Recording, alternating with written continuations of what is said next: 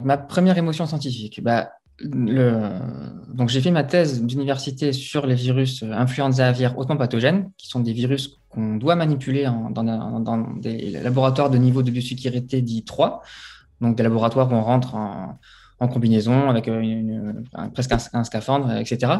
Et quand j'ai commencé ma thèse, j'étais obligé de rentrer là-dedans en étant supervisé. Je rentrais toujours avec quelqu'un qui surveillait, qui scrutait mes moindres faits et gestes pour s'assurer que je n'allais pas me mettre en danger ou répandre du virus partout dans Toulouse. Et une des premières émotions dont je me rappelle, c'est le jour où j'ai pu enfin rentrer dans ce laboratoire tout seul, en toute autonomie. Alors, c'était pour faire quelque chose de complètement simple, hein. Je devais juste attraper des œufs qui étaient dans un incubateur et j'ai dû les mettre au frigo. Mais juste le fait de faire ça tout seul, en étant complètement libre, c'est vraiment un des moments les plus émouvants de ma thèse. Sans hésitation, c'est les jeux d'aimants que j'ai fait quand j'étais petit. J'ai beaucoup joué avec les aimants. J'ai encore ma boîte d'aimants que je conserve depuis cette époque-là.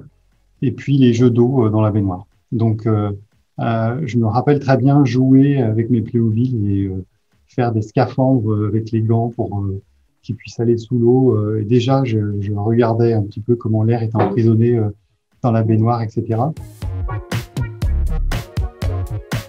Le moment où j'ai décidé de faire une carrière scientifique, je ne peux pas dire qu'il y a eu vraiment eu une cassure dans un moment où j'ai vraiment décidé de le faire. C'était au fur et à mesure. J'ai toujours été extrêmement curieux. Je me rappelle quand j'étais petit, j'allais toujours en forêt ramasser des insectes, des chenilles, que je me gardais après dans un terrarium dans ma chambre et que je regardais.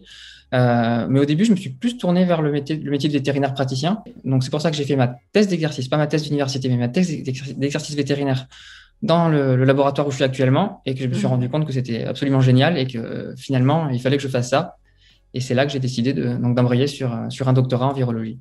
Dès qu'on m'a nommé cette matière en tant que physique, j'ai voulu faire de la physique. Je me rappelle très bien, on était allé voir avec le maire le conseiller d'orientation pour savoir comment on pouvait faire de la physique alors que j'étais en 5e, quoi. Et c'est vrai que j'ai toujours voulu faire ça, quoi.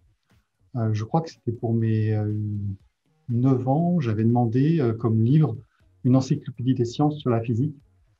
Et vraiment, ça, c'est un des livres qui m'a procuré le plus d'émotions avec la découverte de tout cet aspect, de tous les aspects de la physique, si vous voulez.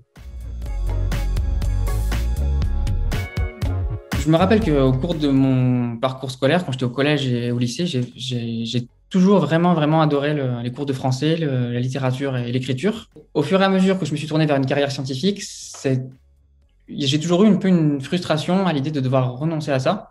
Le métier de chercheur, ça passe énormément par l'écriture. Mais sauf que c'est l'écriture d'articles scientifiques. C'est comme ça que les chercheurs sont principalement notés sur le nombre d'articles qu'ils publient. À l'opposé de ça, il y a tout ce qui est médiation scientifique, où là, on écrit quelque chose pour que ce soit compréhensible par tous. Et c'est une sorte, je ne sais pas si je peux parler d'échappatoire, mais de quelque chose qui me permet de renouer un peu avec la passion que j'avais pour l'écriture.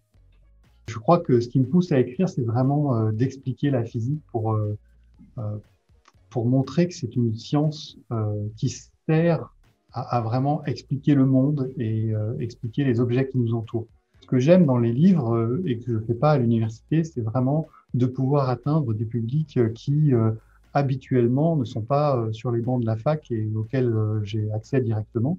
Mais c'est vraiment n'importe qui va pouvoir acheter le livre et puis effectivement être content de comprendre bien comment fonctionne le CD, comment fonctionne un IRM, etc. Et ça, c'est vraiment le but pour moi de la vulgarisation, c'est-à-dire de vraiment arriver à essayer de donner de l'émotion, cette joie de la compréhension du fonctionnement des objets.